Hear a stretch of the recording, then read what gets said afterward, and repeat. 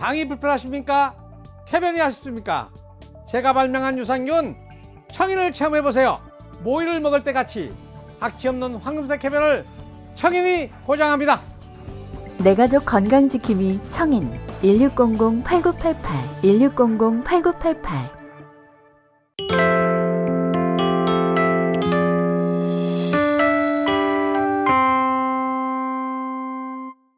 선교 집회를 가게 되면 그 가운데 제가 가장 기대하는 시간이 있습니다. 그것은 선교사님들과 함께 시간을 보내는 그런 순간들입니다. 밥도 같이 먹고 같이 사귀고 그동안 못한 이야기도 오래오래 나누는 그런 시간이 참 귀한 시간입니다. 이번에 우리 1호 되시는 윤재남 선교사님을 깊이 만날 수가 있었습니다. 그동안의 이야기를 들을 수가 있었습니다. 최근에 그 가정에 생긴 슬픈 이야기도 들었습니다. 이름하여 몽실이의 죽음. 그 집안에 장례가 있었습니다. 몽실이가 죽었습니다. 사람은 아니고 키우는 개였습니다. 근데 이 몽실이는 왜 몽실이냐? 몽실몽실하게 생겨서 몽실인데 얼핏 보면 똥개처럼 보이는데 진돗개 잡종견이었습니다. 그러니까 피는 좀 받기는 했는데 전체적으로 보면 똥개하고 비슷합니다. 그래도 사랑을 주고 잘 키웠더랍니다. 늘 돌보아주고 맛있는 것도 늘 해주고 모든 면에 부족함이 없도록 그렇게 잘 키웠답니다. 그런데 2년을 키워도 훈련이 안 되더랍니다. 그게 바로 잡종의 한계죠. 아무리 사랑을 해도 사랑을 받을 줄도 모르고 줄 줄도 모르더래요. 근데 그 진돗개의 혈통은 가졌기에 얼마나 사나운지, 나대기는 얼마나 나대는지 할 수 없이 목을 줄로 묶어서 두었더랍니다. 근데 밤새도록 낑낑거리면서 얼마나 나대는지 스스로 막 그 줄을 끊으려고 노력하고 그 상태에서 도저히 견디지 못하여 하다가 그만 스스로 자기 목에 줄이 꼬이는 것도 모르고 있다가 그만 돌아가셨더랍니다. 여러분, 그러니까 잡종이죠. 주인이 얼마나 자기를 사랑하는지 모릅니다. 훈련해도 훈련이 되질 않습니다. 윤재남 선교사님이 말합니다. 목사님, 아무리 어려워도 개는 꼭 순종을 키워야 되겠습니다. 여러분, 개만 잡종이 있는 게 아닙니다. 우리 믿음에도 잡종 믿음이 있습니다. 하나님께서 늘 사랑하시고 우리를 돌보시고 인도하시는데 그 사랑을 믿지 못하고 불안해하고 근심하면 이게 잡종 믿음이 아니겠습니까? 좋으신 하나님의 완벽한 보호 속에 있는 것을 확신하지 못하고 늘 불안하다면 우리는 믿음을 가지긴 해도 잡종 믿음입니다. 능력이 하나님께 그 모든 인생을 맡기지 못하고 안절부절하면 이게 잡종 믿음입니다. 갈릴리 바다가 풍랑이 일게 되었을 때 제자들은 왜 우리를 죽게 버려두십니까? 왜 우리를 돌아보지 않습니까? 불평하고 원망했습니다. 두려워했습니다. 잡종 믿음입니다. 우리 주님께서 그들을 구원하기 위해 풍랑을 밟고 막 가까이 오시는데 얼마나 귀한 순간입니까? 이제는 하나님 아들 독생자께서 자기들을 구원해 주는 순간입니다. 그런데 예수님을 보고 유령이라고 고함을 질렀습니다. 잡종 믿음입니다. 그러나 오늘 여기 순종신앙의 원형이 있습니다. 바로 사도 바울의 믿음입니다. 그는 죄 없는 죄수가 되었습니다. 죄는 없지만 죄수가 되었습니다. 그래서 로마로 압송되는 알렉산드리아 배 가운데 있습니다. 그와 함께 항해하는 276명이 있습니다. 그 가운데는 권력자들이 있습니다. 백부장이 있고 또 그 가운데는 모든 것을 가진 부자들도 있었습니다. 미친 풍랑을 만났습니다. 유라굴로라고 하는 풍랑입니다. 모두 포기하고 절망했습니다. 그러나 바울만은 폭풍 속에 평안을 유지했습니다. 여러분, 이 나머지 사람들은 폭풍에서 벗어나기 위해서 애를 많이 씁니다. 스스로 배를 잘 한번 돌파해서 풍랑을 벗어나려고 노력했습니다. 소용이 없었습니다. 계속해서 그들은 노력합니다. 배를 가볍게 하기 위해 바닷속에 모든 짐들을 집어 던졌습니다. 이게 세상 사람들의 노력의 한계입니다. 결국 그들은 절망하고 말죠. 그러나 하나님의 사람은 전혀 다른 모습으로 그들 앞에 섭니다. 불안해하고 절망하는 그 사람들에게 하나님의 사람 바울이 하는 귀한 말 가운데 중요한 단어가 있습니다. 어젯밤을 이야기합니다. 어젯밤에 도대체 무슨 밤이었습니까? 똑같은 절망의 밤, 풍랑이 높이 미친 듯이 춤을 추는 그 밤입니다. 그런데 어젯밤에 무슨 일이 있었대요? 한번 읽어보실까요? 23절 말씀 다 같이요. 내가 속한 바 곧 내가 섬기는 하나님의 사자가 어젯밤에 내 곁에 서서 말하되. 여러분, 하나님의 사람도 똑같이 세상 사람들과 같이 풍랑을 만납니다. 예수 믿는다고 사고를 안 당합니까? 여러분, 사고는요 안 믿는 사람이나 믿는 사람은 똑같이 옵니다. 믿음이 있다고 풍랑이 그냥 지나가는 것은 아닙니다. 질병에 걸릴 수도 있습니다. 그러니까 여러분, 병 들었다고 내가 믿음이 없다 이렇게 말하지 마십시오. 어떤 사람이 병이 들었다, 저 사람 믿음이 없거나 그렇게 생각하시면 안 됩니다. 똑같이 모든 사람에게 질병이 올 수 있습니다. 사고 날 수 있습니다. 실패할 수 있습니다. 그리고 또한 상실을 경험할 수 있습니다. 그러나 바울이 경험하는 어젯밤, 그 밤의 경험이 우리에게도 있습니다. 보통 밤이 아니에요. 세상 사람들에게는 풍랑의 밤이지만 어젯밤, 바울의 어젯밤에는 주님과 함께하는 밤이었습니다. 주님의 음성을 듣는 밤이었습니다. 주님 앞에 나아가는 밤이었어요. 풍랑 속에서 그는 하나님을 찾았습니다. 그도 똑같이 불안했겠죠. 두려웠겠죠. 소리 높이 주님을 찾았습니다. 기도했습니다. 빌립보 감옥의 그 칠흑 같은 어두움의 밤, 그도 두려웠습니다. 바울과 실라도 밤 12시쯤까지 두렵고 떨리는 가운데, 낙심한 가운데 있었습니다. 그러나 밤중쯤 되어 그들은 기도를 시작했습니다. 주님을 찾기 시작했습니다. 변화는 거기에 있었습니다.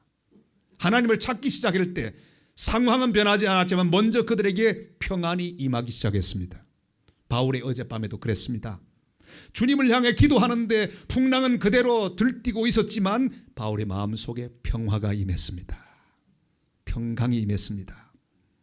우리 예수님도 십자가를 앞에 두시고 똑같은 경험을 하셨습니다. 우리 주님의 어젯밤, 여러분 갈릴리 바다에서 경험한 제자들의 밤하고 비슷합니다. 그래서 우리는 주님의 귀한 모습을 묵상할 때 큰 은혜를 받습니다. 주님은 십자가를 앞에 두고 고민하셨습니다. 얼마나 고민했던지 이렇게 기도하십니다. 주여, 내가 고민하여 죽게 되었습니다. 제자들에게 말합니다. 고민하여 죽게 되었으니 너희 나를 위해 좀 기도해라. 얼마나 답답하셨으면 한심한 제자들에게 기도를 부탁하셨을까요? 부탁하면 뭘 합니까? 잠에 빠질 걸. 깨워서 또 부탁하면 또 잠잘 걸. 그럼에도 불구하고 너무나 답답하고 너무나 괴로우셨기에 기도를 부탁했습니다. 주님, 이 잔을 내게서 지나가게 하옵소서. 여러분, 십자가는 지나가지 않았습니다. 상황은 변하지 않았습니다. 그러나 그의 속에 확신과 평안이 있었습니다. 천사가 우리 주님과 더불어 함께 있으며 그의 힘을 도와주었습니다. 여러분, 상황이 변하는 것이 아닙니다. 제일 먼저 변하는 내 마음속에 주님의 평강이 채워집니다. 폭풍이 없어지는 것이 아닙니다. 내 심령 가운데 폭풍보다 더 강력한 평안의 파도가 넘쳐나기에 그 모든 상황을 이기게 되는 것입니다. 풍랑 속에 바울은 폭풍이 그치기를 위하여 기도하지 않았습니다. 어떤 상황에서도 주님을 바라보고 부르짖는 가운데 주시는 평안을 그가 체험했습니다. 여러분, 지금 내 인생의 풍랑을 보고 주여 빨리 저 풍랑 지나가게 하옵소서, 그렇게 기도하는 성도들이 계십니까? 기도를 바꾸십시오. 주님, 풍랑이 있습니다.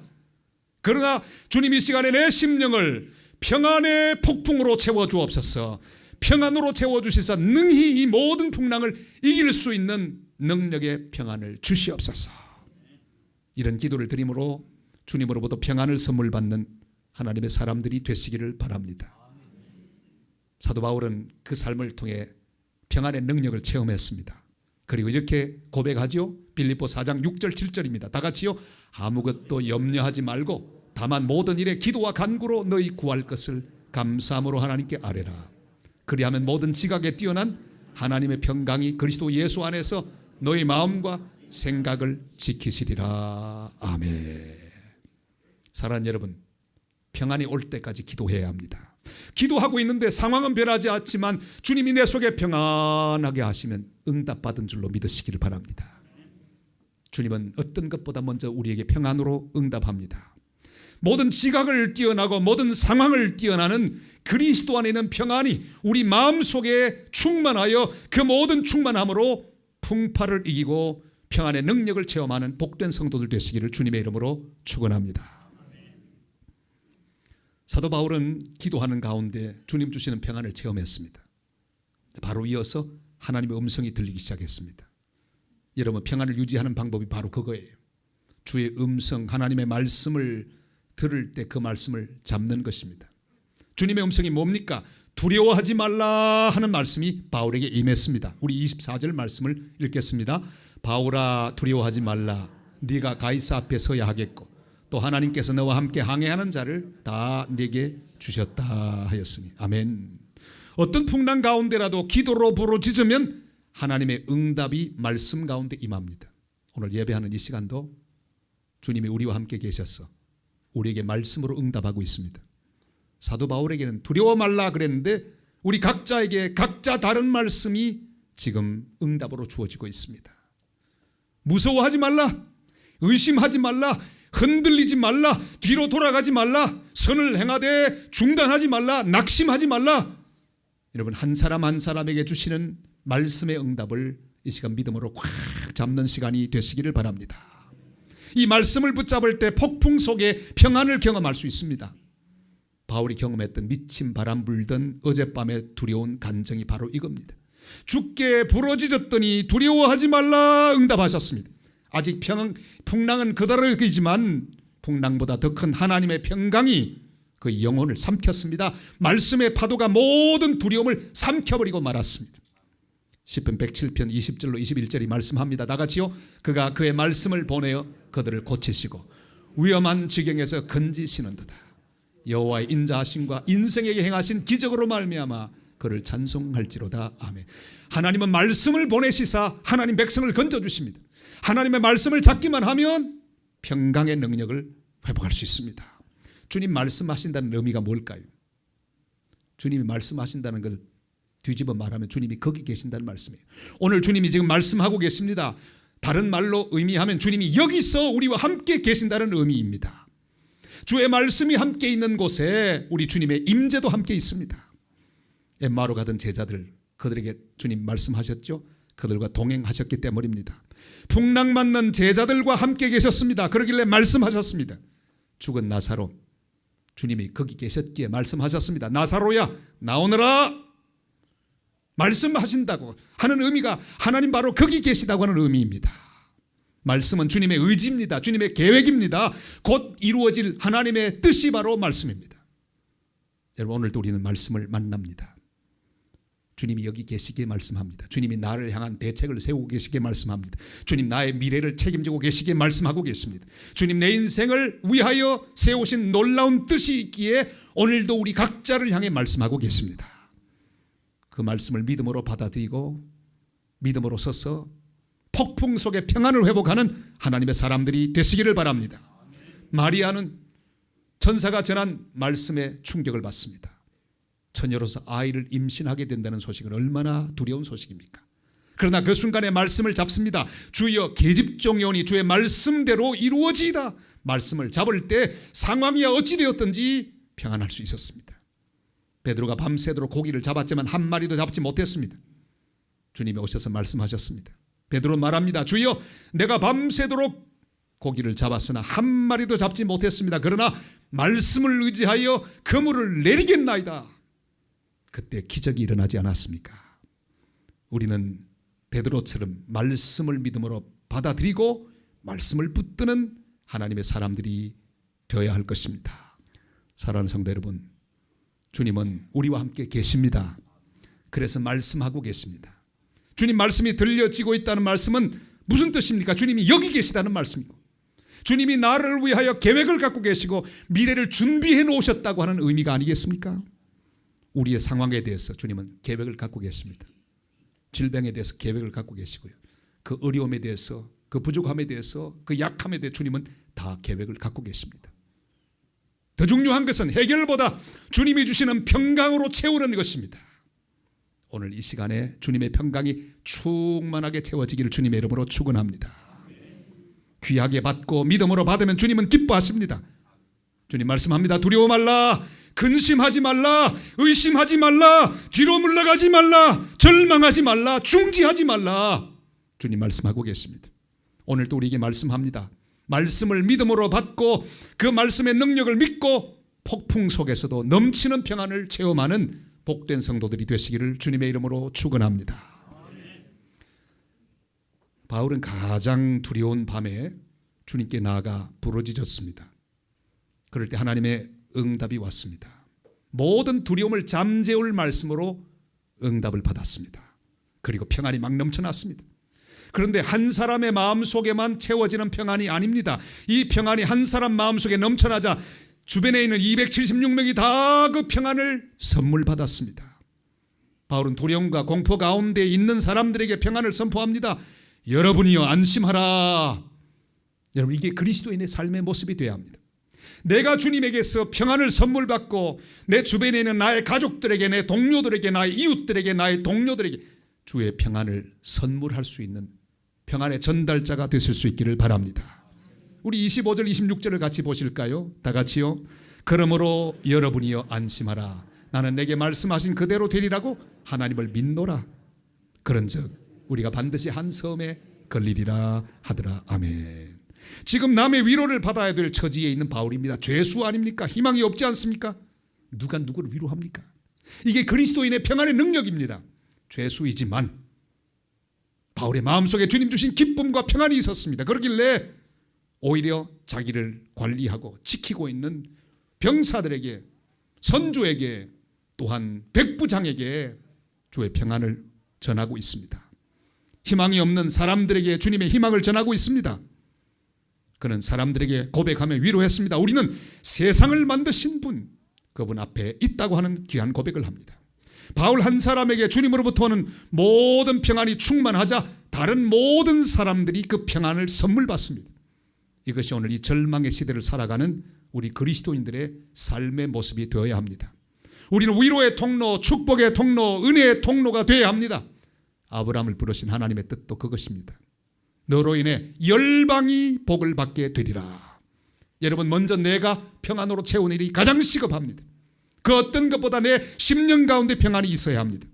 그래서 나를 통해 다른 사람에게 주님의 평강을 전하는 우리가 되어야 합니다. 미국의 16대 대통령이던 링컨 대통령, 여러분 보세요. 얼마나 예수 안 믿게 생겼는가. 깡말라가지고 되게 안 믿게 생겼잖아요. 진짜로 안 믿었습니다. 40대까지는 하나님을 부인하고요, 거의 불신자처럼 그렇게 비아냥거리면서 믿음이 하나도 없었습니다. 공식적으로 뭐 성경이 어쩌고 말을 하긴 했지만은 40대까지는 거의 믿음이 없었습니다. 그런데 그에게 슬픔이 찾아왔습니다. 1862년 그가 53살 나던 해 그 아들 우일리가 죽었습니다. 11살 난 아들. 하늘이 무너졌습니다. 절망했습니다. 슬픔이 파도처럼 밀려왔습니다. 그는 쓰러졌습니다. 그 부인이 남편에게 말합니다. 여보, 여기 점쟁이 용한 전쟁이가 있으니까 찾아가자고. 영매에게 위로받는 게 좋을 것 같다. 그런데 그때 링컨은 모든 것을 거절했습니다. 그리고 뉴욕 에비뉴 교회 장로교회 목사님을 찾아갔습니다. 그래서 목사님 만납니다. 피니어스 걸리라고 하는 목사님인데 긴 시간 동안 하나님 말씀을 듣습니다. 듣는 가운데 그의 그 슬픔의 10년 가운데 하나님의 위로의 말씀이 채워지기 시작합니다. 평안이 회복되기 시작합니다. 점점 그의 자세가 낮아지더니 무릎을 덜썩 꿇습니다. 그리고 하나님 외에는 갈 곳이 없음을 고백하고 주님 앞에 엎드렸습니다. 그때부터 링컨은 위로의 사람이 되었습니다. 위로의 통로가 되었습니다. 워싱턴 DC에 있는 50개 병원에서 매일매일 50명 이상의 병사들이 죽어가는 그런 슬픔의 현장이었습니다. 국회의사당에도 2,000명이나 되는 병사들이 입원하고 있는 그런 상황이었습니다. 병상마다 다니며 주님의 위로를 전하는 사람이 되었습니다. 만나는 사람마다 주의 위로를 전했습니다. 소망을 전했습니다. 그는 이렇게 말했습니다. 우리는 세상을 만드신 분이 지금도 세상을 다스리고 계심을 믿어야 합니다. 여러분, 풍랑을 허락하신 하나님이 풍랑을 다스리지 않겠습니까? 질병을 허락하신 하나님이 질병을 다스릴 것입니다. 문제를 허락하신 하나님, 때가 되면 문제를 풀어주실 것입니다. 이 세상에는 불평하는 자, 원망하는 자, 비판하는 자로 가득 차 있습니다. 너무나 하기 쉽습니다. 여러분, 비판보다 쉬운 게 없어요. 우리 한국 백성들은 다 비판학 박사들입니다. 시골 촌로까지들도 비판을 얼마나 잘하는지, 정치 비판은 아주 대가들입니다. 언제 그렇게 공부하셨는지. 모이기만 하면 비판하는 자로 충만합니다. 이제는 비판할 사람은 더 필요 없습니다. 왜? 차고 넘치고 또 넘칩니다. 진짜 필요한 사람이 누굴까요? 위로자가 없습니다. 소망을 주는 사람이 없습니다. 위로를 베푸는 사람이 없습니다. 축복의 통로가 없습니다. 사랑하는 여러분, 주님은 우리가 어떤 풍랑 가운데 있든지 폭풍 속에 평안을 준비해 놓으셨습니다. 주님이 함께 계시고 주님이 준비하신 미래가 있습니다. 지금 문제를 해결하는 것이 중요하지 않습니다. 더 중요한 것은 지금 이 상태에서 평안을 유지하는 것입니다. 여러분, 오늘 어떤 상태에 계시든지 평안을 선물 받고 채우고 유지하게 되시기를 바랍니다. 나머지는 다 하나님의 때가 되면 하나님 방법으로 해결될 것입니다. 그리고 나를 통해 다른 사람을 위로하는 것입니다. 다른 사람 위로하다 보면 내 문제는 어디론가 사라져버리고 맙니다. 주님은 우리와 함께 항상 항해하는 자들을 주셨다고 말씀하셨습니다. 그들은 나를 통해 소망을 얻을 사람. 이번 주간에도 사람을 만나거든 이 사람은 나를 통해 소망을 얻을 사람이고 위로를 받을 사람이로구나 하고 위로하시기를 바랍니다. 가족들을 위로하는 위로의 통로가 되시기를 바랍니다. 직장에 가서 동료들에게 주님의 소망을 전하는 소망의 통로가 되시기를 바랍니다. 만나는 모든 사람들에게 주의 위로를 전할 수 있기를 바랍니다. 우리 교회는 주님이 주시는 평안을 어떤 경우에도 누리는 평강의 교회가 될 수 있기를 바랍니다. 그리고 우리에게 허락하신 열방의 평안의 복음을 전하여 그들이 주님의 평강을 누리도록 해야 합니다. 이번에 저는 인도네시아에서 그리스도의 평안을 전하는 윤재남 선교사님, 이춘모 선교사님 만났습니다. 싱가포르에 이성재 선교사님 만나서 위로했습니다. 한 분 한 분이 얼마나 귀한지. 이춘모, 윤재남, 그리고 저 개척교회 목사님, 그리고 이분은 이승재 목사님 부부. 여러분, 이 싱가포르에서 여러 배들이 지나가는데 그 배마다 올라가 주의 복음을 전하고 소망을 전하는 놀라운 일을 하고 있었습니다. 고생도 어마어마하게 하는데 저렇게 환한 얼굴로 위로의 전달자가 되고 있습니다. 여러분, 우리의 인생의 의미가 무엇이겠습니까? 내가 위로하는 것입니다. 어떤 사람이 홍수가 났는데 급하게 그냥 지붕 위로 올라갔더래요. 살려고 가서는 막 기도했다면 주여 이 풍랑 이 홍수가 지나가게 하옵소서. 그리고 나를 구원해 주옵소서. 그랬더니 한참 있다 보니까 보트가 왔더래요. 타라고 하는데 난 지금 하나님께 기도하고 있으니 탈 수 없다고. 두 번째 보트가 또 왔는데 주여 나를 구원해 주옵소서. 홍수가 먹게 하옵소서. 손을 흔들면서 가라고 그랬어요. 한참 더 기도했더니 이번에는 헬리콥터 하나가 왔어요. 빨리 이 줄을 잡으라고. 내가 지금 기도하는데 하나님 나를 구원해 주실 거라고. 역시 잡지 않았습니다. 근데 비가 계속 와서 그만 홍수에 빠졌어. 익사하고 말았어요. 이야기입니다. 진짜 그런 게 아니고. 천국에 갔어요. 베드로를 만났답니다. 왜 기도했는데 안 들어줍니까? 내가 주님과 더불어 너 기도를 다 들었는데 듣고 배도 2번 보냈고 헬리콥터도 보냈는데 왜 안 잡았냐? 여러분, 너무 우리는 극적인 응답을 기다립니다. 내가 답을 정해놓고 꼭 이런 식으로만 도와주셔야 그게 응답이라고 생각하고 그것이 구원이라고 생각합니다. 여러분, 하나님의 방법으로 우리를 구원하실 것입니다. 이미 주님은 우리에게 구원을 위하여 여러 가지를 보내셨습니다. 지금도 보내고 있습니다. 폭풍을 그치게 하는 기적을 기다리지 마시기를 바랍니다. 상황을 극적으로 호전시키는 기적을 기다리지 마시기를 바랍니다. 이미 말씀을 보내셨습니다. 오늘도 여러분 말씀의 보트를 보내시고 계세요. 그게 말씀 붙잡아라. 말씀의 헬리콥터 줄을 내리고 있습니다. 그거 잡으라고 보내고 있습니다. 여러분, 가장 중요한 주님의 은혜는 이미 내 속에 있는 평안입니다. 이미 응답하셨습니다. 평안을 속에 소유하고 있는 성도들은 다 같이 아멘. 있습니다. 이건 놀라운 선물입니다. 요한복음 14장 27절이 말씀하죠. 다 같이요. 평안을 너희에게 끼치노니 곧 나의 평안을 너희에게 주노라. 내가 너희에게 주는 것은 세상이 주는 것과 같지 아니하니라. 너희는 마음에 근심하지도 말고 두려워하지도 말라. 아멘. 이미 평안을 주셨습니다. 평안을 잃어버리지 마시기를 바랍니다. 불안하면 기도하시고 말씀의 응답을 받고 평안을 회복하십시오. 평안하기만 하면 다른 모든 상황은 문제가 없습니다. 골로새 3장 15절이 말씀하지요. 다 같이요. 그리스도의 평강이 너희 마음을 주장하게 하라. 너희는 평강을 위하여 한 몸으로 부르심을 받았나니 너희는 또한 감사하는 자들이 되라. 아멘. 어떤 밤에 계십니까? 밤의 어두움과 괴로움이 삼키지 못하게 하시기를 바랍니다. 주님께 부르짖어야 합니다. 이미 약속하신 평강이 우리 영혼을 주장하게 하십시오. 주님의 말씀을 믿음으로 받아들이십시오. 그리고 주님 말씀 주시는 그 평안이 넘치게 하시기를 바랍니다. 그래 이 평안이 내 주변의 사람들에게 흘러가서 그들도 함께 평안을 누리도록 하는 평안의 통로들이 다 되시기를 주님의 이름으로 축원합니다.